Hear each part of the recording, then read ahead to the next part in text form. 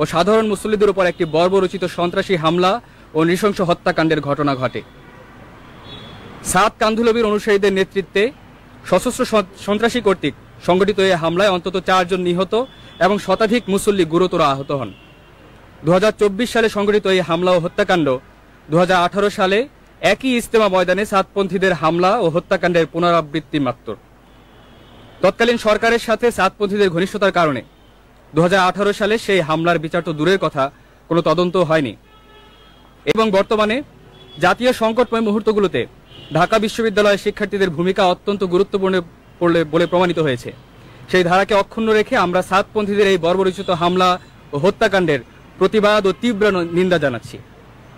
আমরা অন্তর্বর্তীকালীন সরকারকে আহ্বান জানাতে চাই, এই হামলা ও হত্যাকাণ্ডের দৃষ্টান্তমূলক শাস্তি অতি দ্রুত সময়ের মধ্যে নিশ্চিত করতে হবে। অন্যথায় বিচার ব্যবস্থার প্রতি আমাদের অনাস্থা তৈরি হলে দেশের অভ্যন্তরীণ শৃঙ্খলা হুমকির মুখে পড়বে।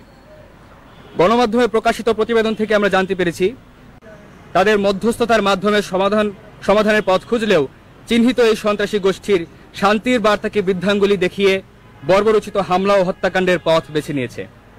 বিশেষ এই গোষ্ঠীর অনবরত এই উগ্রতা প্রশ্রয় দেওয়ার আর কোনো সুযোগ নেই। মধ্যরাতের এই তাণ্ডবের আগের দিন সচেতন ছাত্র সমাজ নামে একটি ভূঁইফোর সংগঠন নিজেদের ঢাকা বিশ্ববিদ্যালয়ের শিক্ষার্থীদের প্রতিনিধি দাবি করে প্রধান উপদেষ্টার বাসভবন প্রাঙ্গণে অবস্থান কর্মসূচি ঘোষণা করে। পাশাপাশি সাদ কান্ধুলভিকে কেন্দ্র করে তাদের পেশ করা সকল দাবি রাতের মধ্যে মেনে নেওয়ার হুঁশিয়ারি উচ্চারণ করে। অত্যন্ত দুঃখের সাথে জানাতে হয়, সেই একই রাতে টঙ্গীতে বর্বরচিত হামলা ও হত্যাকাণ্ডের ঘটনাটি ঘটে। আমরা আশঙ্কা করছি এই হামলার পেছনে এই সংগঠনটির সরাসরি সম্পৃক্ততা রয়েছে। আমরা স্পষ্টভাবে জানাতে চাই, এই সংগঠনের সাথে ঢাকা বিশ্ববিদ্যালয়ের সাধারণ শিক্ষার্থীদের কোনো সম্পর্ক নেই। গুটি কয়েক সদস্যের এই বিপথগামী গোষ্ঠী আমাদের শান্তিপ্রিয় মুসলিম জনতার প্রতিনিধিত্ব করে না। তাদের এই কর্মকাণ্ড বিশ্ববিদ্যালয়ের ভাবমূর্তিকে ক্ষুণ্ণ করেছে, দেশের শৃঙ্খলা বিনষ্ট ও অন্তর্বর্তীকালীন সরকারকে চাপে ফেলার ষড়যন্ত্রমূলক এই তৎপরতাকে আমরা ঘৃণা ভরে প্রত্যাখ্যান করছি। আমরা বিশ্ববিদ্যালয় প্রশাসনকে সুস্পষ্ট ভাষায় বলতে চাই, এই ভূঁইফোর সংগঠনের সদস্যদের চিহ্নিত করে অবিলম্বে তাদের জবাবদিহিতার আওতায় নিয়ে আসতে হবে এবং ভবিষ্যতে যাতে এই ধরনের অপতৎপরতার পুনরাবৃত্তি করতে না পারে সে বিষয়ে যথাযথ ব্যবস্থা গ্রহণ করতে হবে। কোন সন্ত্রাসী কার্যক্রমের সমর্থক ও মদতদাতা এই বিশ্ববিদ্যালয়ের সাধারণ শিক্ষার্থীদের নিরাপত্তার জন্য হুমকি স্বরূপ। আমরা এই ক্যাম্পাসকে একটি নিরাপদ ক্যাম্পাস হিসেবে গড়ে তুলতে চাই। জাতীয় ঐক্য ও ধর্মীয় সম্প্রীতির জন্য বাংলাদেশের দীর্ঘদিনের ঐতিহ্য রক্ষায় আমাদের সবাইকে সচেতন থাকতে হবে। ঐক্য ও সম্প্রীতি বিনষ্ট করে এমন কোন গোষ্ঠীর অপতৎপরতাকে এদেশের ছাত্র সমাজ এক মুহূর্ত বরদাস্ত করবে না। জাতীয় ও আন্তর্জাতিক ষড়যন্ত্রের মাধ্যমে আমাদের অন্তর্বর্তীকালীন সরকারকে দুর্বল করার যে প্রয়াস চালানো হচ্ছে তাতে আমাদের শিক্ষার্থীদের সজাগ দৃষ্টি রয়েছে। আমরা এ সকল ষড়যন্ত্রকে কোনোভাবেই সফল হতে দেব না। সেই লক্ষ্যে আমরা নিম্নোক্ত দাবিসমূহ পেশ করছি। 1. অতি দ্রুত সময়ের মধ্যে টঙ্গী ইজতেমা ময়দানে 17 ডিসেম্বর দিবাগত রাতের বর্বরচিত হামলা ও হত্যাকাণ্ডের নিরপেক্ষ তদন্ত ও দায়ীদের দৃষ্টান্তমূলক শাস্তি নিশ্চিত করতে হবে। 2. ইতোমধ্যে যে সকল চিহ্নিত সন্ত্রাসী ও তাদের হুকুমদাতাদের বিরুদ্ধে মামলা দায়ের করা হয়েছে এ সকল এজাহারভুক্ত আসামিদের আগামী 7 কর্মদিবসের মধ্যে গ্রেফতার নিশ্চিত করতে হবে। 3. তৎকালীন প্রশাসনের মদতপুষ্ট এই সাতপন্থীদের 2018 সালে টঙ্গী ইজতেমা ময়দানে হামলা ও হত্যাকাণ্ডের সুষ্ঠু তদন্ত ও দায়ীদের শাস্তি নিশ্চিত করতে হবে। 4. ঢাকা বিশ্ববিদ্যালয়ের শিক্ষার্থী পরিচয়ে তৎক্ষণাৎ ঘটিত ভূঁইফোর সংগঠন সচেতন ছাত্র সমাজের সদস্যদের অবিলম্বে জবাবদিহিতার আওতায় নিয়ে আসতে হবে। আমরা যেন কোনো ধরনের সহিংসতা বা অপতৎপরতার বিরুদ্ধে সোচ্চার থাকি। ধর্মীয় ও সামাজিক স্থিতিশীলতা নষ্ট করার এই ধরনের অপতৎপরতা আমাদের ধর্মীয় শিক্ষা ও মূল্যবোধের পরিপন্থী। আমরা আশা করি সরকার ও সংশ্লিষ্ট কর্তৃপক্ষ এই ব্যাপারে দ্রুত পদক্ষেপ গ্রহণ করবে এবং দায়ীদের অতি দ্রুত সময়ের মধ্যে আইনের আওতায় নিয়ে আসবে। নিবেদক, ঢাকা বিশ্ববিদ্যালয়ের শিক্ষার্থীবৃন্দ। আমি মোহাম্মদ জাহিদুল ইসলাম রাকিব, 18-19 সেশন, বিজয় 71 হল, রাষ্ট্রবিজ্ঞান বিভাগ।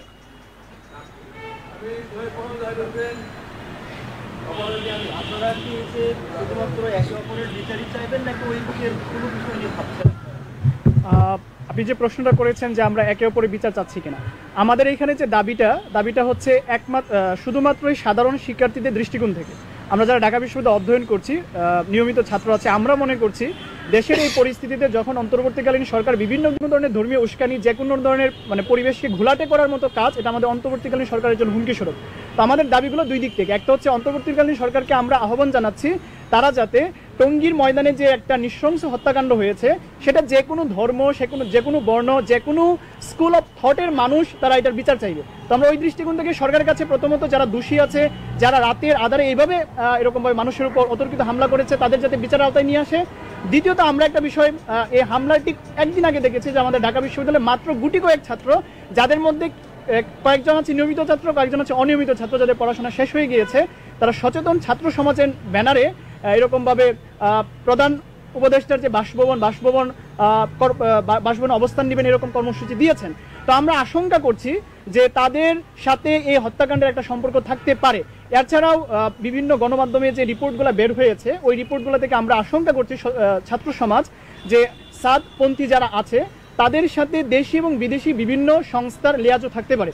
তো আমরা আমাদের উদ্বেগের জায়গা থেকে অ্যাজ এ স্টুডেন্ট আমরা অন্তর্বর্তীকালীন সরকারের কাছে এই আবেদনটা জানাচ্ছি, তারা যাতে তাদেরকে দ্রুত সময়ের মধ্যে বিচারের আওতায় নিয়ে এসে সমস্যাটা সমাধান করে। এবং আমরা আমাদের বিশ্ববিদ্যালয় প্রশাসনের কাছে আহ্বান জানাচ্ছি যাতে সাধারণ শিক্ষার্থীদের পরিচয় ধারণ করে পরবর্তীতে দেশে এরকম কোনো সংকটময় পরিস্থিতি কোনো ছাত্র তৈরি করতে না পারে। কারণ আমরা হাজার হাজার ছাত্র জীবন দিয়ে দেশকে স্বাধীন করেছি, আমাদের কাজ হচ্ছে দেশে শান্তি শৃঙ্খলা ফিরে নিয়ে আসা, কোনোভাবেই ধর্মীয় সম্প্রীতি নষ্ট করা আমাদের কাজ নয়। আওয়ামী আমলে আমরা দেখেছি আলেম ওলামারা বিভিন্ন ধরনের বৈষম্যের শিকার হয়েছে। এখন কিন্তু সময় পরিবর্তন হচ্ছে, সেই বৈষম্যটা কিন্তু কিছুটা অংশে কমে গেছে। কিন্তু আমরা কখনোই দেখিনি টঙ্গীর মতো বিশ্ব ইজতেমার মতো একটা জায়গায় এমন হত্যাকাণ্ড এর পূর্বে কিন্তু কখনো দেখা যায়। তবে এই যে বৈষম্য শুরু হওয়ার পরে আলেম ওলামারা এখন ভালো থাকার পরেও এই ধরনের ঘটনা ইসলামকে বাংলাদেশের দিকে নিয়ে যাবে। আসলে আপনি সেটা হচ্ছে যারা নীতি নির্ধারক আছে, আমরা এটার অথরিটি না। অ্যাজ এ জেনারেল স্টুডেন্ট এটার ডিসিশন দেওয়ার আমরা কেউ না। বাংলাদেশে ইজতেমা হবে কি হবে না, ইজতেমা সংক্রান্ত মেহনতগুলো যারা ইন্তজাম করছেন, যারা আয়োজন করছেন, এটা তাদের বিষয়। আপনার প্রথম যে কোয়েশ্চেনটা। দ্বিতীয় আপনার যে কোয়েশ্চেনটা ছিল সেটা হচ্ছে ওলামায়ে কেরাম গত 16 বছর ফেসিবাদী সরকার যখন ছিল তারা বিভিন্নভাবে জুলুম নির্যাতনের শিকার হয়েছে, এটা আসলে অস্বীকার করার সুযোগ নাই। এখন আমরা স্বাধীনতা উত্তর আমরা যে দেশ পেয়েছি, যেটা ছাত্রদের রক্তের বিনিময়ে অর্জিত হয়েছে, আমরা আশা করছি স্বাধীন উত্তর দেশে উলামায়ে কেরাম যাদের টেক্সচুয়াল নলেজ আছে, যারা ধর্ম সম্পর্কে একটা হলিস্টিক নলেজ রাখে, তারা তাদের কাজগুলো স্মুথলি করতে পারবে। সাধারণ ছাত্র হিসেবে আমরা এটা আশা করছি। এখন এই যে সাতপন্থীদের কর্মকাণ্ড, এটা ইসলামকে কোন দিকে নিয়ে যাচ্ছে? দেখেন, দাওয়াতে তবলিগের যে মেহনত সর্বস্তরে অ্যাকসেপ্টেবিলিটি কেন পেয়েছিল? সর্বস্তরে অ্যাকসেপ্টেবিলিটি পাওয়ার অন্যতম একটা কারণ ছিল এটা একটা অহিংস দিনী আন্দোলন ছিল। আপনি যদি আল্লাহ রাসূল সাল্লাল্লাহু আলাইহি ওয়াসাল্লামের যুগ থেকে এখন পর্যন্ত দেখেন, যতগুলো দিনী আন্দোলন ছিল এর মধ্যে অন্যতম প্রভাব বিস্তারকারী একটা দিনী আন্দোলন হচ্ছে দাওয়াতে তবলিগের মেহনত। কিন্তু আমরা আশঙ্কা করছি, আমরা যারা সাধারণ ছাত্র আছি বা যারা জিও পলিটিক্স নিয়ে গবেষণা করে, জিও পলিটিক্স নিয়ে যারা ধারণা করে, আমরা জিও পলিটিক্যালি বিষয়টা নিয়ে কনসার্ন।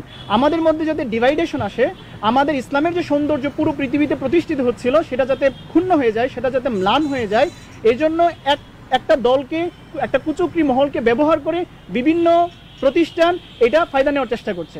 তা আপনি যদি আমাকে সরাসরি প্রশ্ন করেন এর দ্বারা ইসলাম কোন পথে যাবে, আমি বলবো অবশ্যই ইসলামের যে সৌন্দর্য সেটা নষ্ট হচ্ছে।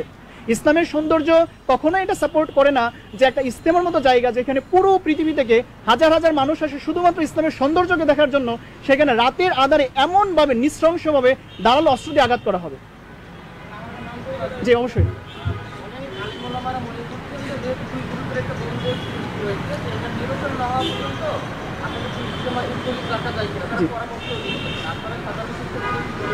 আমরা সাধারণ শিক্ষার্থীরা মনে করছি ইজতেমা বন্ধ রাখা এটা কখনোই সলিউশন নয়। ইজতেমা বন্ধ রাখা কেন সলিউশন নয়? কারণ আমাদের ইজতেমা শুধুমাত্র 3 দিনের একটা জমায়েত নয়, ইজতেমার সাথে পুরো 1 বছরের মেহনত সম্পৃক্ত থাকে। ইজতেমার কনসেপ্ট আগে বুঝতে হবে। ইজতেমার আগে 40 দিন বা একটা নির্দিষ্ট সময় আগে আমাদের 5 দিনের একটা জুর হয়। সেই 5 দিনের জুর থেকে হাজার হাজার জামাত আল্লাহ রাস্তায় বের হয়। ওই জামাতগুলা মহল্লায় মেহনত করে হাজার হাজার জামাত তৈরি করে ইজতেমার মাঠে নিয়ে আসে। তো ইজতেমার মাঠের যে মূল ফাংশনটা হয় সেটা হচ্ছে ওই মাঠে হাজার হাজার জামাত তারা বিদায়ী কথা শুনে, বিদায় ইনস্ট্রাকশনগুলো শুনে তারা বাড়িতে ফিরে যায়, আর ওইখান থেকে হাজার হাজার জামাত আল্লাহ রাস্তায় বের হয়, সেটা দেশে এবং দেশের বাইরে ইন্টারন্যাশনাল এরিয়াতেও যায়। এছাড়া ইজতেমার মাঠে আমাদের পরবর্তী 1 বছর মেহনত কী হবে এই বিষয়ে গুরুত্বপূর্ণ পরামর্শ হয়। এছাড়াও স্পেশাল অনেক সেশন থাকে, যেমন ছাত্রদেরকে নিয়ে আলাদা বসা হয়, ডাক্তারদেরকে নিয়ে আলাদা বসা হয়, উলামায়ে কেরামকে নিয়ে আলাদা বসা হয়, বদির যারা আছে তাদেরকে নিয়ে আলাদা বসা হয়, যারা অন্ধ থাকে তাদেরকে আলাদা বসা হয়। তার মানে ইজতেমা শুধুমাত্র 3 দিনের একটা জমায়েত নয়। তো তাদের একটা বিচ্ছিন্ন ঘটনার কারণে ইজতেমার মতো একটা গুরুত্বপূর্ণ বিষয়, যেটা ধর্মীয় দিক থেকে এবং জিও পলিটিক্যালি বাংলাদেশের যে ভাবমূর্তি সেটা পুরো পৃথিবীর কাছে তুলে ধরেছে, সেটা ইজতেমা বন্ধের মাধ্যমে আসলে সলিউশন হচ্ছে না। এখন সলিউশন কি হবে প্রশ্নটা আসতে পারে। এইটা সলিউশন দেওয়ার অথরিটি আমরা নয়। সলিউশন কি হবে সেটা যারা ইন্তজাম করছে, যারা এটার সাথে সংশ্লিষ্ট, তারা চিন্তা করবে।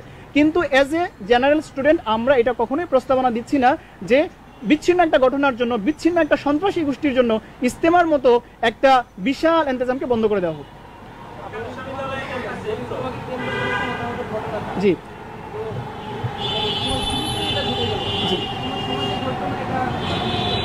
এইটার দায়িত্ব হচ্ছে প্রশাসনের। ভাই প্রশ্নটা করছেন যে এই দুর্ঘটনার প্রেক্ষিতে যখন যে আমার নাম হচ্ছে আসাদুজ্জামান আসাদ, আমার সেশন হচ্ছে 19-20, আমি ঢাকা বিশ্ববিদ্যালয়ে ইংরেজি ভাষা বিভাগ অধ্যয়ন করছি, আমার হল হচ্ছে সূর্য সেন হল। ভাই এজ এ স্টুডেন্ট আমরা যে মেসেজটা দেওয়ার চেষ্টা করতেছি, এখন ভাই বারবার যে প্রশ্ন করছেন যে যেখানে শুরুতেই এত বড় একটি দুর্ঘটনা ঘটে গেছে, তো এরপরেও কি এরকম একটি ইন্তজাম আয়োজনের প্রয়োজন আছে কিনা। দেখেন ভাই, পৃথিবীতে প্রত্যেকটা সেক্টরে দেখেন, আপনি যখন যানবাহনের মাধ্যমে আসছেন এখানে দুর্ঘটনা হয়, এরোপ্লেনে যান এটাও দুর্ঘটনা হয়। তার মানে এই নয় যে আমরা এরোপ্লেনে যাওয়া বন্ধ করে দেব। এভাবে প্রত্যেকটা সেক্টরে অনাকাঙ্ক্ষিত দুর্ঘটনা ঘটতে পারে। এই জন্য এইটা আমরা সিদ্ধান্ত নিতে পারি না যে এই জন্য আমাদের এই কাজ বা আমাদের অগ্রবর্তী হওয়ার ব্যাপারে যে সমস্ত স্টেপ নেওয়া উচিত এগুলো আমরা বন্ধ করে দেবো। এতে করে আমাদের ইসলামের ফায়দা হবে না, বরঞ্চ যে সমস্ত কুচক্রী মহল চেষ্টা করতেছে আমাদের ইসলামকে দমিয়ে রাখার জন্য, স্প্রেড আউট যে হচ্ছে ইসলামের এত সৌন্দর্য, যারা দমানোর জন্য চেষ্টা করতেছে তাদের ফায়দা পুরোপুরি হাসিল হয়ে যাবে। বরঞ্চ এটাকে দমানোর জন্যই আমাদের উচিত আরো স্ট্রিক্টলি ডিসিপ্লিনের সাথে সরকারের সাথে একাত্মতা পোষণ করে যেন নিরাপত্তা ব্যবস্থা আরো কঠোর করে এই ধরনের উদ্যোগ বারবার নেওয়া যায়। যে আপনি যে প্রশ্নটা করেছেন এখানে সম্পর্কে একটা উত্তর দেই, সেটা হচ্ছে একটা আশঙ্কা থেকে যায়। ইজতেমার আগেই যেহেতু এরকম একটা হতাহতের ঘটনা ঘটেছে, তো ইজতেমার সময় ওই সময় কোনো হতাহতের ঘটনা হতে পারে কিনা এরকম একটা আশঙ্কা কাজ করতে পারে। এই আশঙ্কাটা আমাদের মধ্যেও কাজ করছে। এই আশঙ্কা যাতে তৈরি না হয় এই জন্য আমরা অন্তর্বর্তীকালীন সরকার এবং যারা অথরিটি আছে তাদের কাছে আহ্বান জানাচ্ছি, তারা যাতে দ্রুত সময়ের মধ্যে যারা অপরাধী আছে অপরাধের দৃষ্টান্তমূলক শাস্তি নিশ্চিত করে, যাতে এই ধরনের ঘটনা বাংলার মাটিতে আর কখনো পুনরাবৃত্তি না ঘটে। এটা হচ্ছে আমাদের দাবি। আরেকটা পয়েন্ট হচ্ছে ইজতেমা শুধু ধর্মীয় দৃষ্টিকোণ থেকে বাংলাদেশের জন্য গুরুত্বপূর্ণ নয়, ইকোনমিক্যালি চিন্তা করলে, জিও পলিটিক্যালি চিন্তা করলে বাংলাদেশ ইজতেমা কিন্তু গুরুত্বপূর্ণ। কারণ বাংলাদেশ এমন কোনো জায়গা নয় যেখানে হাজার হাজার ফরেনার অন্য কোনো একটা উদ্দেশ্য আসে। একমাত্র ইজতেমার কারণে হাজার হাজার ফরেনার, সেটা আফ্রিকা থেকে আসে, সেটা আমেরিকা থেকে আসে, সেটা ইউরোপ থেকে আসে, ইভেন বিচ্ছিন্ন দ্বীপগুলো থেকেও আসে। তো এরকম একটা গুরুত্বপূর্ণ বিষয়কে আমরা কখনোই মানে হাতছাড়া হতে দিতে পারি না এজ এ সচেতন নাগরিক। আপনারা দাবি পেশ করছেন এবং নির্ধারিত করেছেন 7 কার্যদিবস, এর মধ্যে যদি দাবিগুলো কার্যকর না হয় পরবর্তী সিদ্ধান্ত। এটা হচ্ছে আমাদের এ পর্যন্ত পরামর্শ হয়েছে, আমরা আমাদের দাবিগুলো পেশ করেছি। আমরা সাধারণ ছাত্র হিসেবে আমরা কোনো সহিংসতা চাই না, আমরা কোনো সংঘাত চাই না। আমরা শান্তিপূর্ণভাবে প্রেস ব্রিফিংয়ের মাধ্যমে দায়িত্বশীল যারা আছে তাদের কাছে আমাদের দায়িত্বগুলো পেশ করেছি এবং আমরা একটা নির্দিষ্ট সময় পর্যন্ত অপেক্ষা করব। এরপর আমরা ইনশাআল্লাহ নতুন করে পরামর্শ করে আমরা আমাদের পরবর্তী কার্যক্রম হয়তো ঘোষণা করব। আপনারা একটা শব্দ ব্যবহার করছেন বারবার, আমরা খেয়াল করছি, এর আগেও আপনারা ঢাকায় সমাবেশ করেছেন, সংবাদ সম্মেলন করেছেন, উভয়পন্থী আপনারা তাবলীগ করছেন, এটাই তো বাস্তব। কিন্তু আপনারা বারবার দেখছি যে পরস্পরকে সন্ত্রাসী ট্যাগটা দিচ্ছেন। আমার ইসলামের সৌন্দর্যের কথা বলছি, এই সন্ত্রাসী শব্দটা আসলে ইসলামের সৌন্দর্য নষ্ট করছে। বাইরের সাথে আগে যে কয়েকদিন আগে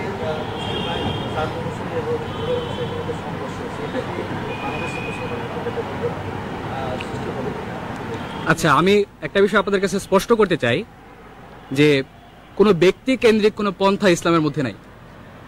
একমাত্র মুহাম্মদ সাল্লাল্লাহু আলাইহি ওয়াসাল্লামের রেখে যাওয়া ইসলাম পন্থা একটাই।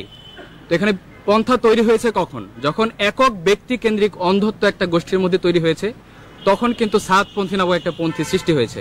আপনারা বারবার জোবায়ের পন্থী বলে যাদেরকে সম্বোধন করছেন, এই গোষ্ঠীটা কি আসলেই জোবায়ের পন্থী কিনা আপনাদের যাচাই করে তারপর প্রচার করা উচিত ছিল। এখানে আজকে যদি অন্য কেউ আসেন, এ ব্যাপারে ওলামায়ে কেরাম ভিন্ন কোনো সিদ্ধান্ত দেন, ব্যাপকভাবে ওলামায়ে কেরাম যে সিদ্ধান্ত দিবেন তার উপরেই কিন্তু আমরা জমে থাকবো এবং ইসলাম ওলামায়ে কেরামের পরামর্শক্রমে, ওলামায়ে কেরামের রাহবারির মাধ্যমেই কিন্তু চলবে। রাসূল সাল্লাল্লাহু আলাইহি ওয়াসাল্লামের ওয়ারিস যারা, তাদের মাধ্যমে ইসলাম চলবে। তো যার কারণে এখানে দুই পক্ষের কোনো প্রশ্নই আসলে এখানে নাই। এখানে পক্ষ একটাই, সেটা রাসূল সাল্লাল্লাহু আলাইহি ওয়াসাল্লামের জামানা থেকে ছিল, এখন আছে, ভবিষ্যতেও থাকবে ইনশাআল্লাহ। যে আপনি হ্যাঁ, আমি প্রশ্নের উত্তর দিচ্ছি। আপনি যে প্রশ্নটা করেছেন সেটা হচ্ছে আমরা সাতপন্থীকে কেন সন্ত্রাসী বলছি। আসলে সন্ত্রাস বা সন্ত্রাসী এটা একটা টেক্সচুয়াল টার্ম, এটা একটা টার্মিনোলজি, এটার সাথে আমাদের কিছু নোশন আছে। যখন এমন কোনো কাজ করা হয় যেটা মানবতার সাথে যায় না, যেটা আমাদের এক্সপেকটেশনের সাথে যায় না, সেটাকে আমরা সন্ত্রাসী কর্মকাণ্ড বলি। রাতের আধারে কাউকে আক্রমণ করা, সেটা ধর্মীয় হোক বা ধর্মীয় ছাড়াও, সেটাকে সন্ত্রাসী কর্মকাণ্ড বলতে যে কোনো স্কলার তার এক্ষেত্রে দ্বিমত থাকার কথা নয়। তো সাতপন্থী যে মহলটা আছে, তারা যেহেতু টঙ্গীর বিশ্ব ইজতেমা ময়দানে যারা সাধারণ মুসল্লি ছিল তাদের উপর এরকম রাতের আধারে আক্রমণ করেছে, এর জন্য আমরা টেক্সচুয়ালি এটাকে সন্ত্রাস বলতে বাধ্য হচ্ছি। কিন্তু সাতপন্থী যারা অনুসারী আছে, সারা বাংলাদেশ জুড়ে যারা অনুসারী আছে, আমরা সবাইকে আমভাবে সন্ত্রাসী ঠেক দিচ্ছি না, বরং যারা এটার পিছনে দায়ী, নির্দিষ্টভাবে যারা এটার পিছনে দায়ী, তাদেরকে আমরা সন্ত্রাসী এলাকা দিচ্ছি। একটা প্রশ্ন একটু জানতে চাইবো যে টঙ্গীর ঘটনার পরে দেশের বিভিন্ন জায়গাতেই সাতপন্থী যারা, তাদের কার্যক্রম বন্ধ করা হচ্ছে বা করার দাবি করা হচ্ছে। আপনারা যেহেতু ঢাকা বিশ্ববিদ্যালয়ে তাবলীগের কাজের সাথে জড়িত, আপনারা কেন্দ্রীয় মসজিদ সহ ঢাকা বিশ্ববিদ্যালয় এলাকায় তাদের কার্যক্রম বন্ধ করতে চান কিনা বা আপনাদের কোনো বক্তব্য আছে? দেখেন, এই ব্যাপারে আমাদের যে আজকের এই আয়োজন, এটার পর কিন্তু আমরা আমাদের ভিসি স্যারের কাছে আমরা একটি স্মারকলিপি প্রদান করব। এখানে এই বিষয়টা স্পষ্টকরণ হয়েছে এবং এই আজকের প্রেস ব্রিফের মধ্যে বিষয়টা আসছে যে ঢাকা বিশ্ববিদ্যালয়ের কিছু শিক্ষার্থী, বেশ কয়েকজন শিক্ষার্থী যারা সচেতন ছাত্র পরিচয় দিয়ে এইখান থেকেও আমাদের যে প্রধান উপদেষ্টার বাসভবনে ঘেরাওয়ার মতো হুমকি তারা দিয়েছে। এটা কোন বিষয়টাকে কেন্দ্র করে? এই ইজতেমার ময়দানকে দখলের কেন্দ্র করি বা এখানে তাদের দাবি আদায়কে কেন্দ্র করি। তো তারা যারা আমাদের বিশ্ববিদ্যালয়ে সাতপন্থী নামে পরিচিত বা তারাই মেহনত করতেছে, আমরা বন্ধের জন্য বা তাদের কার্যক্রম যেন না করে, এই ব্যাপারে আমাদের ব্যক্তিগত কোনো আক্রোশ বা প্রস্তাব নাই। কিন্তু আমাদের প্রশাসনের কাছে এটা দাবি যেন ঢাকা বিশ্ববিদ্যালয়ের পরিচয় বহন করে এ ধরনের সন্ত্রাসী কর্মকাণ্ডের সাথে কোনো শিক্ষার্থী জড়িত না হয় এবং যদি জড়িত থাকে তাদের বিরুদ্ধে ব্যবস্থা নেওয়ার জন্য আমরা প্রস্তাব পেশ করেছি। যে আপনার যে বিষয় আগে ছিল, মানে এক নেতৃত্বে ওইখানে তাবলীগ জামাত হতো, কিন্তু একটি হত্যাকাণ্ড হলো বা এক, আপনারা কি মনে করেন যে আবার বাংলাদেশ সরকারের সমস্যায় বা তাদের আমন্ত্রণে সবাই এই সমস্যার সমাধান করে আবার একভাবে তাবলীগ জামায়াতের দেওয়া? যে ভাই যে প্রশ্নটা করেছিলাম, একটা সম্পর্ক উত্তর দিই। সেটা হচ্ছে তবলিগের যে ইস্যুটা, এটা ন্যাশনাল কোনো ইস্যু না, এটা হচ্ছে ইন্টারন্যাশনাল একটা ইস্যু, এটা হচ্ছে একটা গ্লোবাল ইস্যু, একটা বৈশ্বিক ইস্যু। তো বৈশ্বিক ইস্যুর সমাধান কিভাবে হবে, আমরা ছাত্র হিসাবে এটা সমাধান বা সমাধানের কোনো পথ আমরা দিচ্ছি না, ইভেন আমরা প্রস্তাবনাও দিচ্ছি না। আমাদের মূল কনসার্নের বিষয় হচ্ছে টঙ্গীর মাটিতে হত্যাকাণ্ড হয়েছে সেটা। এখন প্রশ্ন যেটা করেছেন সেটা হচ্ছে ঢাকা ইউনিভার্সিটিতে তাদের কাজ বন্ধ করা বা এই ব্যাপারে আমাদের কোনো পরিকল্পনা আছে কিনা। আমরা সাধারণ ছাত্র হিসাবে সহাবস্থানে বিশ্বাসী এবং আমরা শান্তিপূর্ণ পরিবেশ বজায় রাখতে চাই। আমরা আমাদের যিনি বিসি আছেন, বিসি স্যারের কাছে আমরা আমাদের স্মারকলিপি উত্থাপন করব। ওই স্মারকলিপিতে আমাদের নির্দিষ্ট করে তাদের কাজ বন্ধ হওয়া বা তাদের এরকম কোনো প্রস্তাবনা থাকবে না। আমরা বিসি স্যারের কাছে আমাদের দাবি উত্থাপন করব, বিশ্ববিদ্যালয় প্রশাসন যে সিদ্ধান্ত নেবে সেই সিদ্ধান্তের উপরে আমরা থাকবো। আর আমাদের এটাও ইচ্ছা যে আমরা কোনো ধরনের ছাত্রের সাথে কোনো প্রকার ক্লেশে যাব না। হ্যাঁ, আপনারা হয়তো ক্লেশ দেখেছেন, বিভিন্ন মার্কাজে দেখেছেন, বাংলাদেশের বিভিন্ন জায়গায় দেখেছেন, কিন্তু এই কালচার আমরা আমাদের ক্যাম্পাসে ইনশাল্লাহ দিব না। ক্যাম্পাসে একটা শান্তিপূর্ণ অবস্থা সবসময় বজায় থাকবে।